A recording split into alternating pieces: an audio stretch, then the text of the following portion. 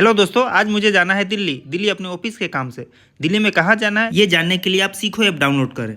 मैं तो बस ऐसे ही मजाक कर रहा था, ये आपको वीडियो में आगे पता चल जाएगा। तो सबसे पहले हमें अब जाना है गुवाहाटी के लोकप्रिय गोपीनाथ बरदलै अंतर्राष्ट्रीय हवाई अड्डा। तो जैसे ही हमने एयरपोर्ट पर एंट्री की तो सबसे पहले हमें देखने को मिला एक सुंदर सा गुवाहाटी एयरपोर्ट का मॉडल। फिर उसके बाद हमने चेक इन किया और अंदर की तरफ चले गए।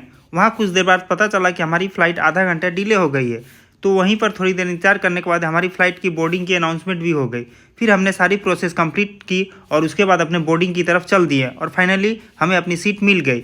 और शाम होने की वजह से नज़ारा भी काफ़ी सुंदर दिख रहा था और हमारी फ़्लाइट लखनऊ के लिए टेक ऑफ कर दिया। फिर हमें लगी थी जोड़ों की भूख, तो हमने चिकन सैंडविच और जूस लिया। लगभग 2 घंटे के बाद हमने लखनऊ के चौधरी चरण सिंह अंतर्राष्ट्रीय हवाई अड्डे पर लैंड किया।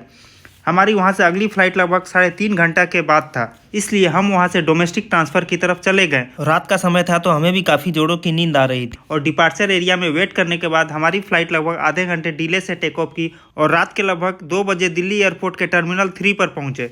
फिर हम वहाँ से होटल की तरफ चल दिए और अपना खाना खाकर सो गए। सुबह 7 बजे उठकर फ्रेश होकर हमने कैब बुक किया और हम चल दिए रेल भवन, क्योंकि हमें वहाँ 9 बजे तक रिपोर्ट करना था।